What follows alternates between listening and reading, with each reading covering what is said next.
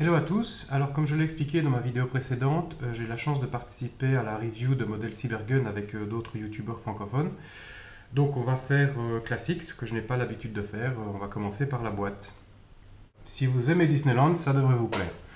Le modèle en lui-même est contractuel, d'accord.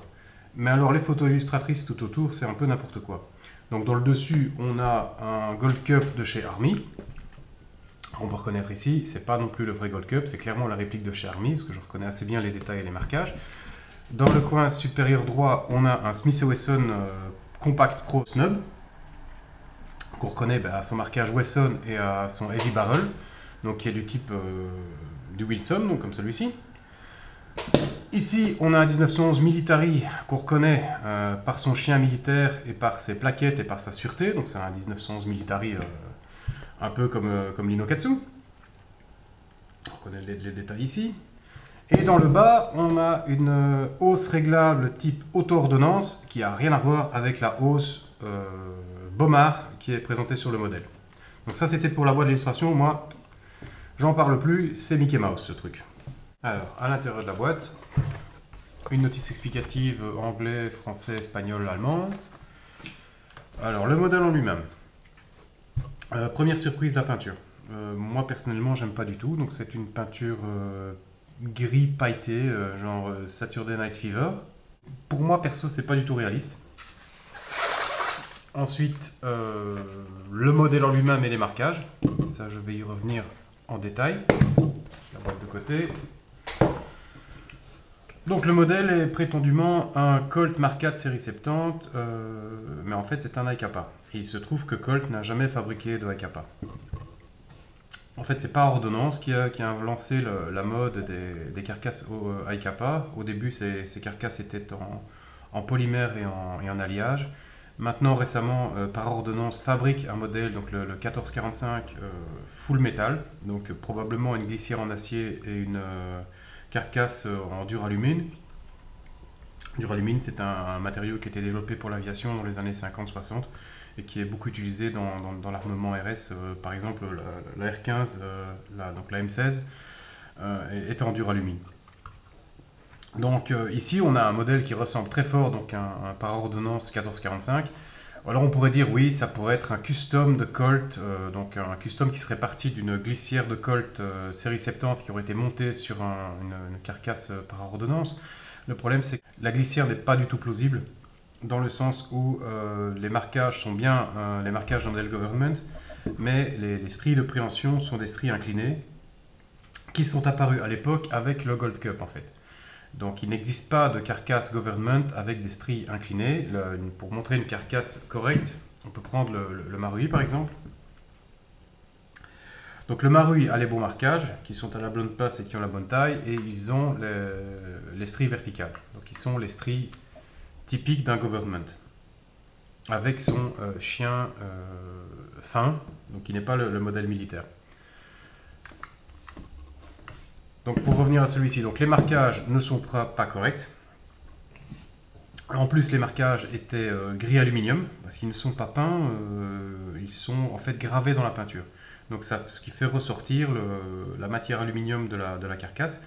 Donc ici, moi, ce que j'ai fait, j'ai utilisé mon Birchwood Casey Aluminium Blue.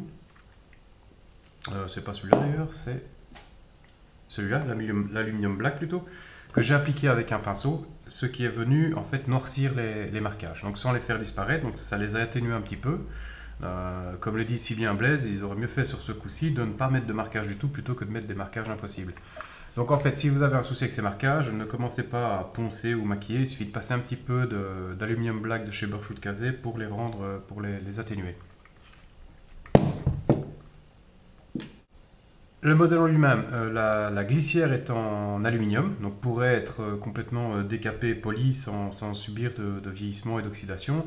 La carcasse est en zamac. Ce modèle de 1911 est une réplique au CO2, donc c'est un modèle qui claque, c'est pas forcément un défaut en soi. Donc c'est un modèle qui est juste pas destiné au jeu, mais qui est plus destiné au tir sur cible ou au plinking, donc tirer le tir fun sur des canettes. Pour ça, il est très plaisant. Donc, je vous montre vite fait le procédé pour lui mettre la sparklette. Le verrouillage du talon n'est pas extrêmement solide, ce qui confirme que c'est vraiment pas un modèle qui est fait pour le jeu. Et vous allez constater donc que le premier coup fait très mal. Ça claque bien. Au bout de 5 ou 10 coups, ça se régularise. C'est typique au CO2. Donc le fait que ce soit un modèle qui claque et qui ne soit pas destiné au jeu n'est pas forcément un défaut en soi. On pourrait imaginer donc, que le choc du mouvement de la glissière pourrait entraîner des dégâts. En fait, ça a été pas trop mal pensé. En fait, ils ont prévu ce qu'on appelle un shock buffer, donc qui est une pièce dans ce cas-ci qui est en nylon, qui vient se mettre sur la tige guide. Donc si ce n'est pas la tige guide du modèle original, je la montre sur cette tige guide pour vous montrer comment ça fonctionne. Et cette petite pièce en nylon vient éviter que la glissière tape directement sur la carcasse.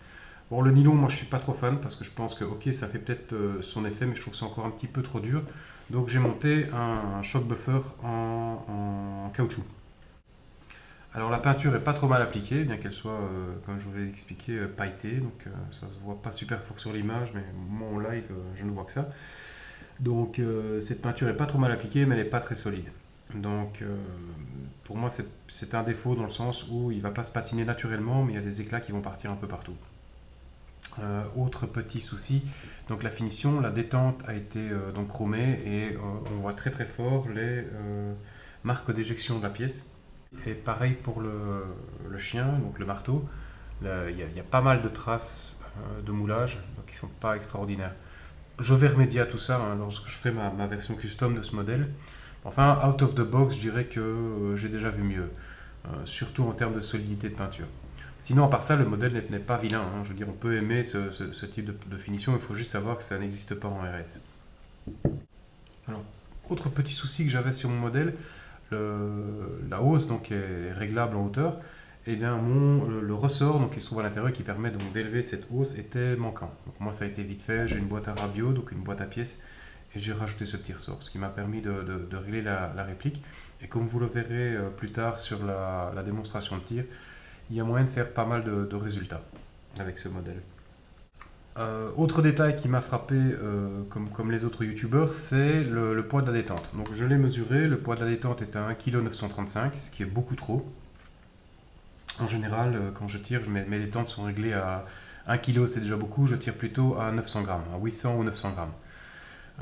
Ça peut paraître léger, mais en fait c'est ce qu'on utilise en tir, en général. La course de la détente est très longue, alors que le départ, lui, est très court. Ce qui, moi, me gêne, parce qu'en fait, ce type de détente, normalement, possède une vis de réglage qui permet donc de stopper la course à la distance qu'on préfère. Je peux vous le montrer avec un modèle Western Arms. Donc, il y a très peu de répliques, en fait, de fabricants qui reproduisent ce détail. Mais donc, sur un Western Arms, ici, vous allez voir qu'au niveau de la détente, il y a un petit trou aux environs des stries et il y a une vis qui vient se régler avec une clé Allen. Cette vis permet de limiter la course de la détente au minimum. Ce que je vais vous proposer maintenant, c'est de passer donc, à la phase de test de tir sur cible. Et on reviendra par après donc, sur la customisation dans une autre vidéo.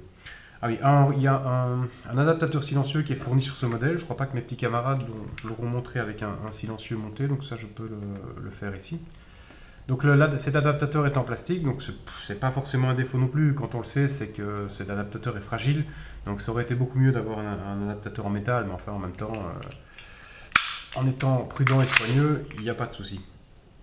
Donc voilà le look général de l'engin avec le silencieux, qui n'est d'ailleurs pas un silencieux mais un modérateur de son.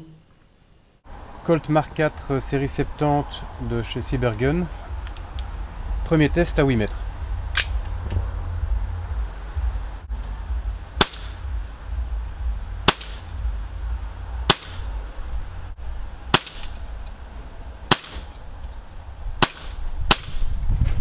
Un petit peu de vent. Donc test suivant à 10 mètres.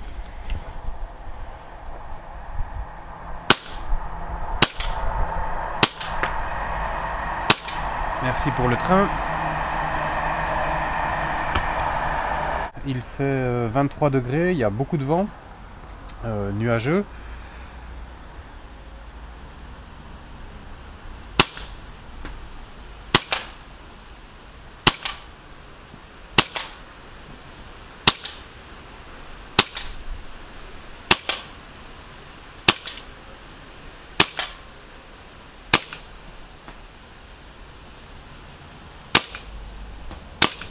Et fin de la sparklette. C'est une réplique au CO2, on peut se permettre d'utiliser des billes de 0,30 g qui vont avoir une meilleure stabilité avec les courants d'air. Et donc j'ai essayé à 8 mètres, j'ai essayé à 10 mètres, à 20 mètres à mon avis les cibles sont trop petites pour ce type de réplique, mais je vais essayer quand même.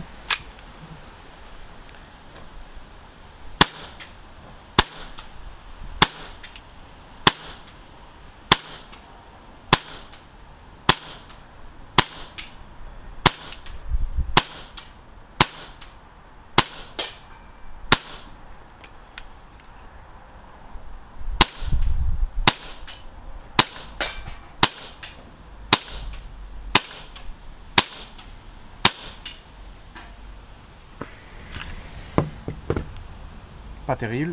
On va passer directement donc à des tests à 40 mètres sur cible taille humaine.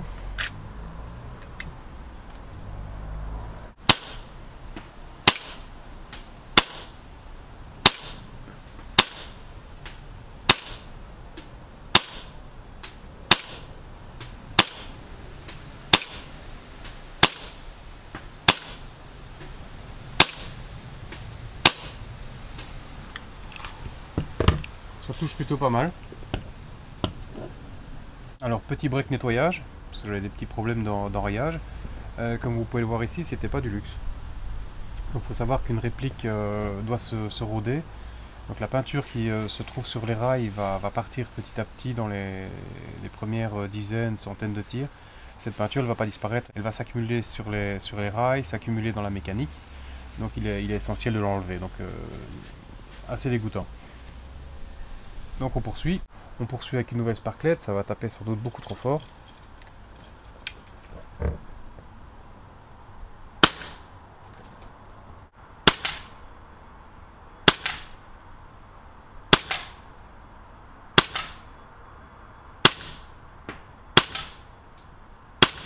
Bon, pas trop de problème à 10 mètres, on passe à 40 mètres directement.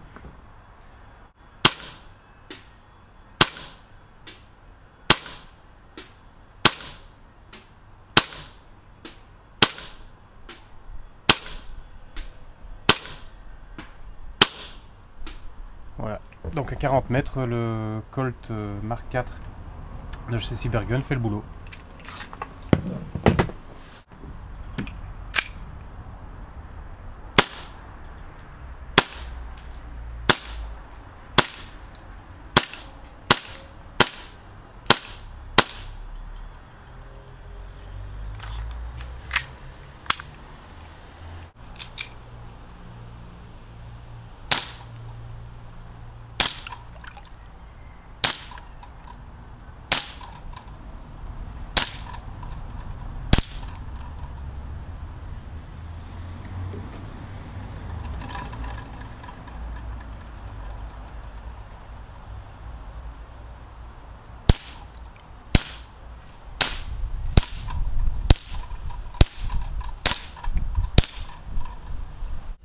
Pour la customisation, dans un premier temps, je lui ai monté un compensateur de recul qui m'a été gentiment donné par mon ami Rems de Rems Custom Work. Je vous invite à retrouver sa page Facebook, il fait un excellent boulot de customisation. Je mettrai le lien dans la description de cette vidéo. Donc la première étape, ça a été donc de retravailler donc, le shock buffer à l'intérieur, alléger le départ et alléger le séparateur, mettre un compensateur de recul. Je vais ensuite retravailler l'esthétique de la détente et du chien.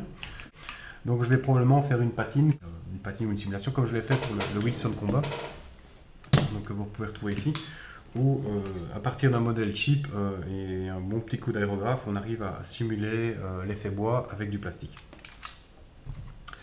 Je vais également, donc comme pour le Wilson que vous voyez ici, retravailler donc la sécurité qui était très mal ajustée sur ce modèle de chez Army, donc la retravailler et la polir, pour avoir quelque chose de plus réaliste et effacer donc les affreux marquages avec ce petit S pour Safety et F Fire qui selon moi ne ressemble à rien. C'est tout pour l'instant pour le Mark IV de chez Cybergun. On va se retrouver dès que j'aurai avancé un petit peu sur le boulot.